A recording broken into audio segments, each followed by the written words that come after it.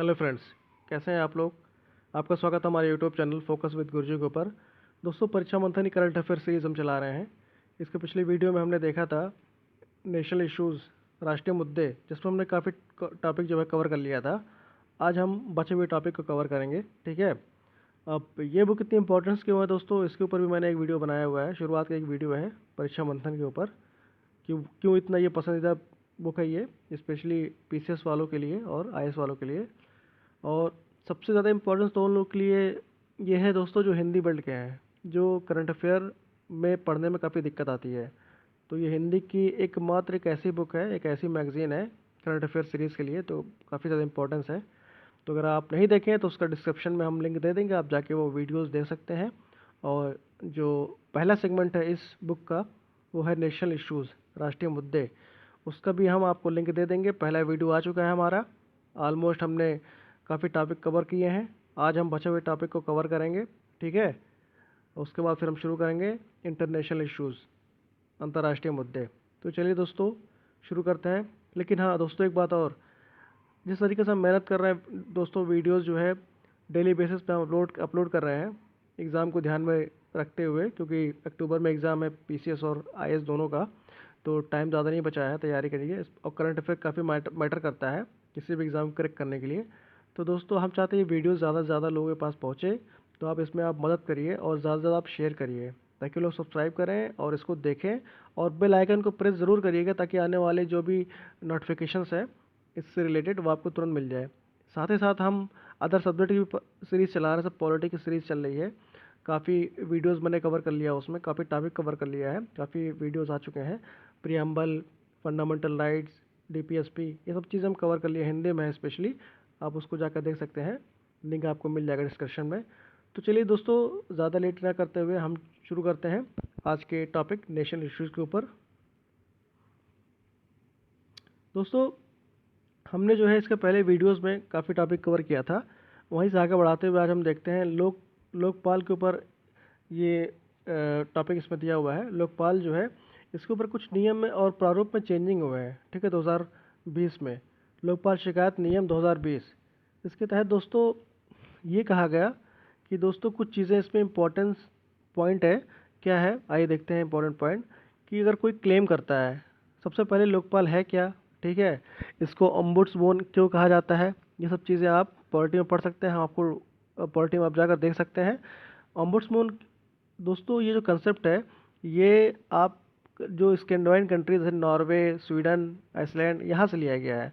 सबसे पहले यहाँ पे जो है 1809 में स्वीडन में लोकपाल का गठन किया गया था, यहीं से निकल के सामने आया, जिसको देखते हुए और भी कंट्रीज़ हैं वो इसको लेकर आगे बढ़े, और उन्होंने भी लोकपाल को जो है ओम्बुड्समैन जो है अलग अलग कंसेप्ट के हिसाब से अलग अलग नाम जो है उन्होंने बनाया। भारत में इसको लोकपाल कहा जाता है, ठीक है। अब भारत में जो लोकपाल है, ये लोकपाल और लोक आयुक्त दो है दोस्तों। स्टेट लेवल के लोकायुक्त है, और जो सेंट्रल में है वो लोकपाल है, ठीक है। हाल ही में अभी लोकपाल जो अध्यक्ष है उनका वो हुआ है कि मतलब नए लोकपाल प्रेसिडेंट वो बने हुए हैं। आप बताइए कमेंट करके कि कौन है वो, ठीक है। दोस्तों, ये जो मतलब जो अपडेट आया था, इस अपडेट के तहत लोकपाल नियम 2020 ये बनाया गया था। इस पर क्या इंपॉर्टेंट था, इंपॉर्टेंट ये है दोस्तों, अगर कोई कंप्लेन करता है, ठीक है, अगर कोई आदमी लोकपाल के तहत कंप्लेन करता है तो उसको अपना आइडेंटिफिकेशन देना होगा पहली चीज़। और वो अगर विदेशी है, क्योंकि विदेशी भी कंप्लेन कर सकते हैं, तो उसको पासपोर्ट की एक कॉपी जो है अपनी देनी पड़ेगी, ठीक है। और साथ ही साथ अगर वो कंप्लेन करना चाहता है तो वो डाक के माध्यम से और ई पोर्टल, मतलब पोर्टल पर जाके वेबसाइट के ज़रिए, और साथ ही साथ इसके साथ वो जो हार्ड कॉपी लेगा उसको 15 दिन के अंदर प्रेजेंट करना होगा, मतलब उसको प्रस्तुत करना होगा लोकपाल के सामने, ठीक है। अब दोस्तों, लोकपाल में जो है जो क्लेम हम करेंगे, जो कंप्लेन करेंगे, उसके तहत जो लैंग्वेज, प्रिफर लैंग्वेज की बात की जा रही है वो तो इंग्लिश है, ठीक है, इंग्लिश लैंग्वेज है। लेकिन उसके साथ ही साथ आप जो है अदर लैंग्वेज में भी, जो संविधान की 8वीं अनुसूची के तहत 22 लैंग्वेज दिया गया, उसके तहत आप जो है कंप्लेन कर सकते हैं, ठीक है। अब 8वीं अनुसूची क्या है दोस्तों, आप कमेंट जो है करके बताइए, ठीक है।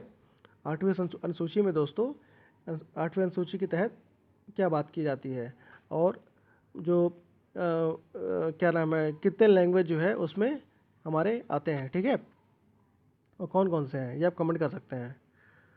इसके साथ दोस्तों जो शिकायत करता है उसको एक हलफनामा भी देना रहेगा, ठीक है, और जिसके अगेंस्ट में वो कंप्लेन कर रहा है, चाहे जो अधिकारी है, उसके अगेंस्ट में उसको एविडेंस भी प्रस्तुत करना होगा, एक प्रूफ भी देना होगा। मिला जुला के दोस्तों इसमें यही है कि अभी हाल ही में एक नियम में चेंजिंग आई है लोकपाल के द्वारा 2020 के तहत, जिसमें आइडेंटिफिकेशन देना होगा कंप्लेन करने वालों को अपना, और विदेशी है तो पासपोर्ट की कॉपी और एक हार्ड कॉपी आपको देनी होगी अगर आप कंप्लेन करते हैं, चाहे पोस्ट के माध्यम से डाकिया, चाहे आप ई पोर्टल के माध्यम से, चाहे व्यक्तिगत तौर पर, ठीक है। तो आपको हार्ड कॉपी देनी होगी 15 दिन के अंदर। और साथ ही साथ लैंग्वेज इंग्लिश के अलावा आप कोई भी लैंग्वेज, जो 22 लैंग्वेज है संविधान के 8वें शेड्यूल में लिखी है, मैंने बता ही दिया, तो उसके अंदर आप दे सकते हैं, ठीक है, कंप्लेन। और एक हलफनामा भी देना पड़ेगा और एविडेंस भी देना होगा जो जिस अधिकारी के अगेंस्ट में आप जो है कंप्लेन कर रहे हैं। और दूसरा सबसे बड़ी चीज़ दोस्तों, जिसके अगेंस्ट में आपने कंप्लेन किया है उसकी जो पहचान है सुरक्षित रखी जाएगी, मतलब उसको कॉन्फिडेंशियल रखा जाएगा जब तक सुनवाई चलती रहेगी, ठीक है। और इसके तहत बहुत सारे जो नियम आए 19/2020 के तहत लोक सेवकों के विरुद्ध शिकायत नहीं दर्ज की जा सकती है। इसमें कुछ इसमें एक्सेप्शन है जिसके अगेंस्ट में जो है आप कंप्लेन नहीं कर सकते, जैसे नौसेना अधिनियम, सेना अधिनियम, वायुसेना अधिनियम, तटरक्षक अधिनियम, ठीक है दोस्तों, ये सब चीज़ें हैं। आइए देखते हैं अगला टॉपिक। अगला टॉपिक है दोस्तों तबलीगी जमात। ये इतनी इंपॉर्टेंट नहीं है क्योंकि अभी हाल ही में देखा था आपने, बहुत सारे इश्यूज़ के निकल सामने आए थे, काफ़ी संक्रमित लोग इसमें पाए गए थे, ठीक है। तो जो दिल्ली पुलिस है उन्होंने एपिडेमिक्स डिजीज़ एक्ट के तहत, महामारी एक्ट के तहत जो है मामला दर्ज किया था। अब एपिडेमिक्स डिजीज़ एक्ट क्या है, ये इंपॉर्टेंट है दोस्तों, ये जो है ये इंपॉर्टेंट है, इसको आप देख लीजिए, ठीक है। बाकी इसमें कुछ इंपॉर्टेंट नहीं है, इसका बैकग्राउंड जाने की ज़रूरत भी नहीं है। अब देखते हैं दोस्तों अगले टॉपिक के ऊपर। अगला टॉपिक है दोस्तों हमारा भारतीय साइबर अपराध समन्वय केंद्र, ठीक है दोस्तों। ये जो टॉपिक है, ये एक सेकंड, इसमें क्या है दोस्तों, इसमें अभी हाल ही में केंद्रीय गृह मंत्रालय द्वारा साइबर क्राइम को निपटने के लिए दिल्ली में भारतीय अपराध समन्वय केंद्र उद्घाटन किया गया है। पूछ सकता है क्वेश्चन कि Indian cyber crime coordination centre कहाँ पे उद्घाटन किया गया, या कहाँ पे इस्टेब्लिश किया गया, तो दिल्ली में। किसने किया, गृह मंत्रालय ने, ठीक है। इसको 14C भी कहा जाता है, ठीक है। अब इस पर कुछ पॉइंट है दोस्तों, ये जो योजना है ये पूरे भारत में लागू होगा, ठीक है। और 14C को जो प्रभावी तरीके से लागू करने की योजना के तहत 7 प्रमुख घटक हैं। प्रमुख घटक है दोस्तों यही सब है कि इसके अंदर नेशनल साइबर क्राइम की बात करता है, रिपोर्टिंग पोर्टल की बात करता है, अपराध दर्ज के लिए एक प्लेटफॉर्म की बात करता है, ठीक है, ट्रेनिंग की बात करते हैं, ये सब चीज़ें हैं इसमें। और साइबर क्राइम क्या होता है दोस्तों, आपको पता ही होगा कि कंप्यूटर और इंटरनेट के रिलेटेड जो भी हम एक्टिविटी, जो भी मतलब गलत काम करते हैं, इलीगल काम, वो इसमें आता है। जैसे हैकिंग हो गया, चाइल्ड पोर्नोग्राफी हो गया, साइबर क्राइम हो गया, स्टॉकिंग हो गया, साइबर स्टॉकिंग हो गया, सॉफ्टवेयर पायरेसी हो गया, क्रेडिट कार्ड फ्रॉड हो गया, ये सब इसके अंदर। फिशिंग, ठीक है, फिशिंग पूछ सकता है, अक्सर क्वेश्चन में आता है फिशिंग क्या है, तो ये सब दोस्तों जो है फ्रॉड, ये सब जो साइबर क्राइम के अंदर आता है। अब देखते हो दोस्तों जमशेदपुर की, अगला टॉपिक जो है जमशेदपुर, अगला टॉपिक दोस्तों जमशेदपुर की स्थापना के 100 वर्ष पूरे। इतने इंपॉर्टेंट नहीं है दोस्तों, बस यही कि जमशेदपुर, अब पूछ सकता है क्वेश्चन कि अभी हालिया में कौन से शहर को 100 वर्ष पूरे हुए हैं, तो वो जमशेदपुर थे, ठीक है। 100 वर्ष अभी इसके पूरे हुए हैं। इसके फाउंडर कौन थे, जमशेदजी रेणु टाटा थे, ठीक है। बस ये इंपॉर्टेंट है और ज़्यादा इंपॉर्टेंट नहीं है। यहाँ पर टिस्को फैक्ट्री ही 1907 में इस्टेब्लिश किया था जमशेदजी टाटा के ज़रिए। अब दोस्तों अगला टॉपिक है सबरीमाला प्रकरण। सबरीमाला, ये जो अभी हाल ही में न्यूज़ में था, इसमें दोस्तों क्या था, एक सेकंड, इसमें दोस्तों 2018 में एक जजमेंट आया था सुप्रीम कोर्ट की तरफ से कि जो वहाँ पे महिलाएं हैं मंदिर में प्रवेश करने के लिए उनको अलाउ कर दिया गया था, 10 से 50 वर्ष की महिलाओं के बीच वो, ठीक है, ठीक है, उनके ऊपर जो है प्रतिबंध को हटा दिया गया था। तो अभी फिर से उसका रिव्यू किया गया, उसका जजमेंट जो अभी आया है उसमें क्या गया, जो 5 जजों की बेंच थी उसको अब 7 जजेस की बेंच में तब्दील कर दिया गया, मतलब 7 जजेस रहेंगे, वो इसकी अब सुनवाई करेंगे, ठीक है। बस सही है, इसमें अंदर और कुछ है नहीं। और इसके अलावा दोस्तों साथ ही साथ जो है दोस्तों एक याचिका दाखिल की गई थी कि उसमें जो है मुस्लिम महिलाओं के मस्जिदों के मुख्य द्वार से प्रवेश करने, मतलब मुस्लिम महिलाओं का जो, मतलब महिला मस्जिदों में अलाउ करने की बात है, उसके लिए भी एक याचिका दाखिल की गई थी, ठीक है। तो उसकी सुनवाई जो है 7 जजेस की बेंच जो है वो करेगी। अब दोस्तों अगला टॉपिक है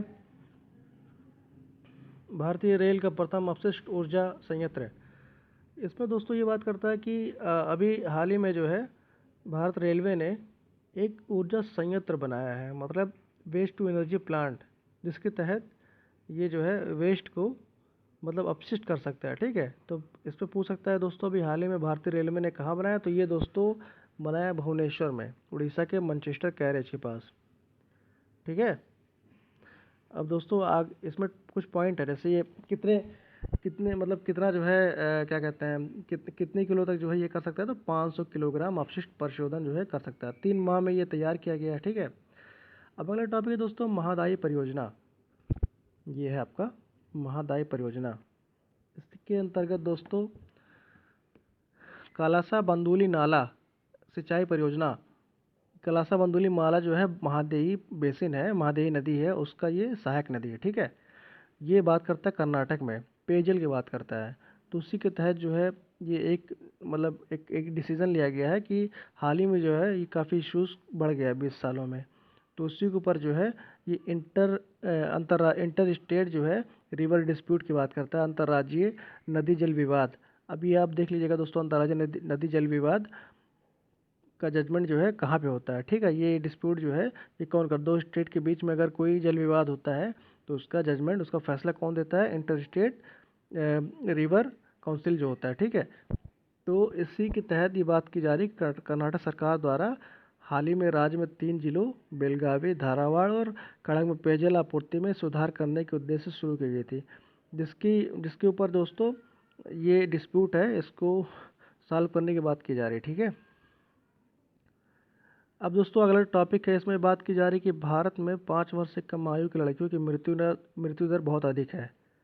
इसमें जो है सबसे इम्पोर्टेंट बात यह है कि दोस्तों टॉप जो रैंकिंग में मध्य प्रदेश पहले नंबर पे है। ठीक है, दूसरे पे उड़ीसा, तीसरे पे उत्तर प्रदेश है। 32 जो संख्या है मध्य प्रदेश की है, 33 उड़ीसा की है और 30 उत्तर प्रदेश की है 1000 जीवित शिशु के अंदर।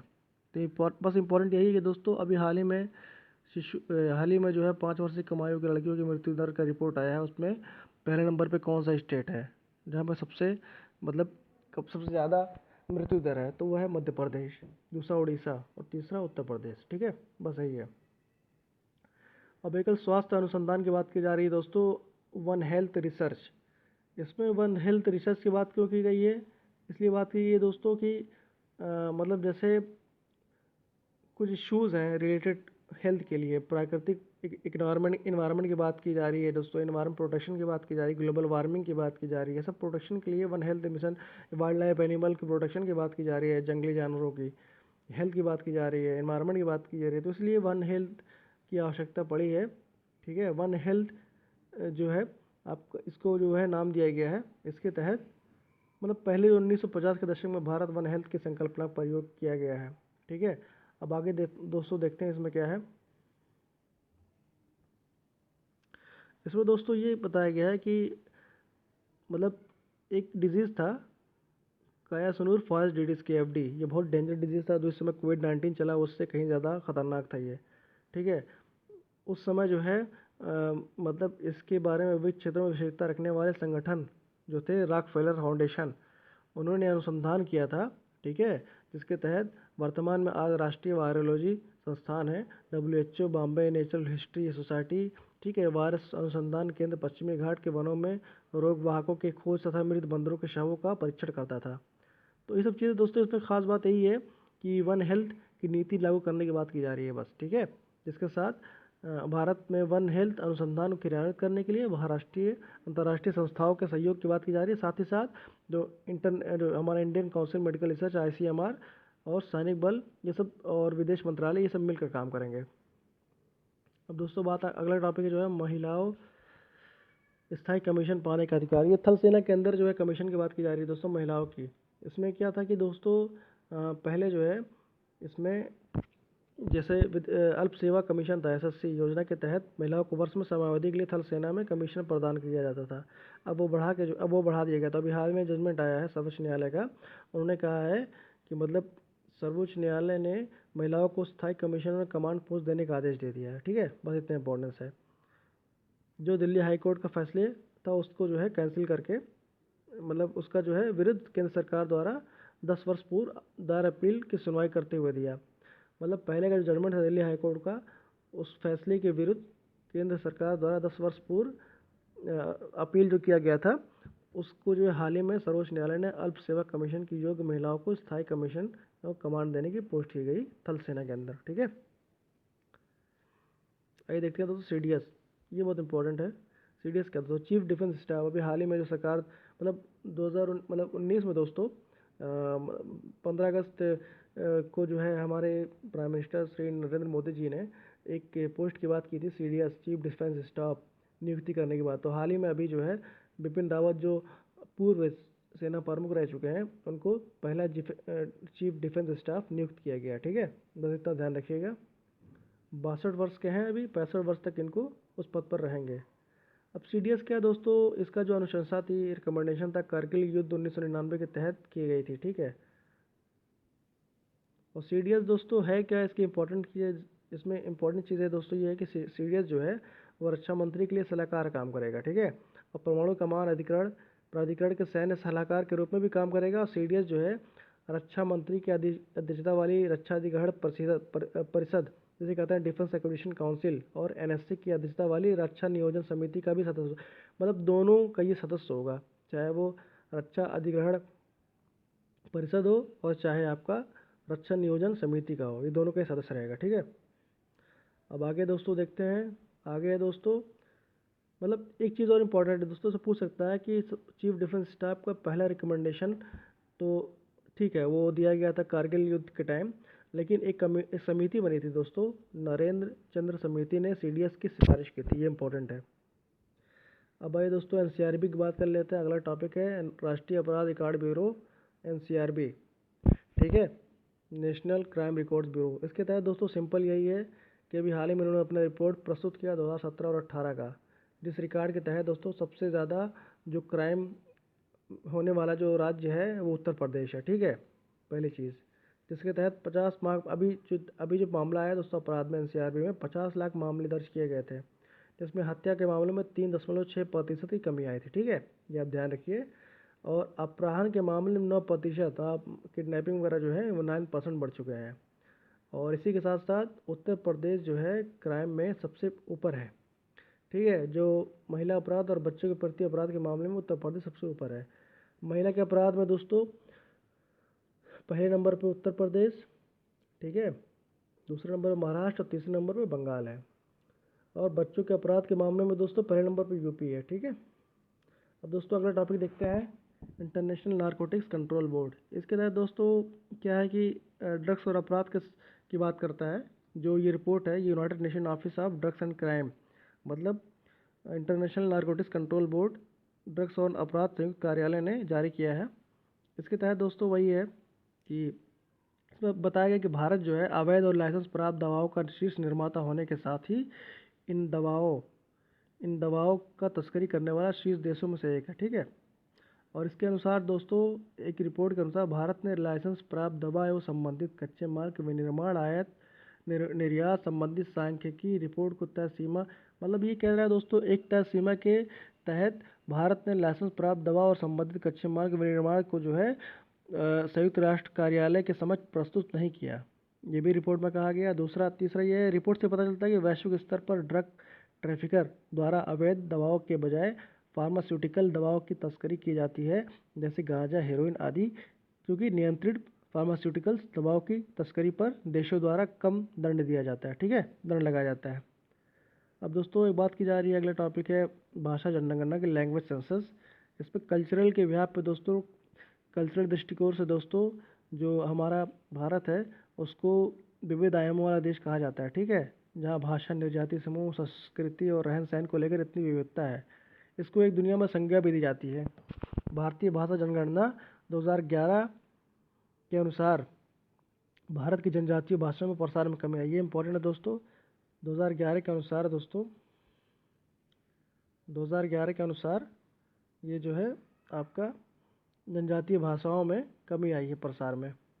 अब ये कुछ इम्पोर्टेंट पॉइंट है दोस्तों।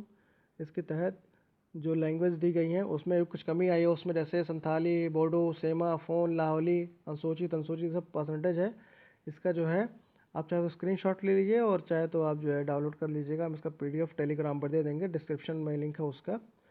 अब एक टॉपिक अगला दोस्तों, उत्तर प्रदेश श्रम कानून निलंबित किया गया है। श्रम कानून क्या है? श्रम कानून दोस्तों एक लॉ था जो लेबर के लिए बनाया गया था, ठीक है। अभी हाल ही में उसको जो है निलंबित कर दिया यूपी गवर्नमेंट ने। किस लिए? कि लॉकडाउन की स्थिति में कोविड-19 के वजह से इकोनॉमिक में जो है डिसबैलेंस हो गया था। तो जो हमारे आर्थिक रिकवरी की बात की जा रही है कि इकोनॉमिक जो हमारे आर्थिक जो है गतिविधियों को मद्देनजर रखते हुए इसको पटरी पर लाने की बात की गई, इसलिए इसको निलंबित कर दिया गया। इससे इम्पोर्टेंट देखो दोस्तों ये कि राज्य सरकार ने इसको अधिसूचना जारी करके एक विधेयक पारित करके सभी प्रतिष्ठानों, कारखानों और व्यवसायों पर लागू होने वाले श्रम कानून से उन्हें छूट प्रदान की है, ठीक है। आगे है दोस्तों, इसी में दोस्तों है अगला कि इसके अलावा यूपी के अलावा गोवा, इसके अलावा यूपी के अलावा मध्य प्रदेश, गुजरात, गोवा, महाराष्ट्र और उड़ीसा ने भी श्रम कानून के अहम बदलाव की घोषणा कर दी है। इस पर कुछ कानून जो पहले से बने हुए हैं, कर्मचारी क्षतिपूर्ति अधिनियम, बंधुआ मजदूरी प्रणाली अधिनियम 1976, ये सब है दोस्तों इसके दायरे में आते हैं। लेकिन अभी हाल ही में राज्य सरकार ने अध्यादेश के अनुसार अध्यादेश पारित करके 3 वर्षीय अवधि में, मतलब इसको 3 साल तक निलंबित कर दिया गया। सभी श्रम कानून निष्प्रभावी हो जाएंगे। जितने भी लॉ है, जितने भी कानून है, वो सब जो है निष्प्रभावी हो जाएंगे, मतलब इफेक्ट में नहीं रहेंगे। जिसमें औद्योगिक विवादों के निपटाने, व्यावसायिक सुरक्षा, श्रमिकों के स्वास्थ्य और काम करने की आगे की राह आसान होगी। और इकोनॉमिक रिकवरी की बात कर रहा है ताकि पटरी पर लाया जा सके, ठीक है। ये सब चीज़ें कुछ वन लाइनर है दोस्तों, इसको हम अगले वीडियोस में देखेंगे, ठीक है। इसके बाद फिर ये ऑलमोस्ट खत्म हो जाएगा हमारा नेशनल इश्यूज़, फिर शुरू करेंगे इंटरनेशनल इश्यूज़, अंतर्राष्ट्रीय मुद्दे। तो दोस्तों आपको जो है ये वीडियोस कैसा लगा आप प्लीज़ बताइए, और अपना प्रतिक्रिया जो है आप कमेंट में दीजिए। और ये वीडियोस को ज़्यादा से ज़्यादा शेयर करिए ताकि लोग देख सकें, वो लोग देख सकें जो करंट अफेयर को लेकर परेशान है, और वो जो हिंदी के लिए करंट अफेयर में सही से उनके पास सोर्स नहीं है। तो ये बहुत अच्छा, ये जो है वीडियोस ज़्यादा शेयर करके उनके पास पहुंचाइए और वो देखें, और ज़्यादा सब्सक्राइब करिए, लाइक करिए और कमेंट करिए। थैंक यू दोस्तों, धन्यवाद।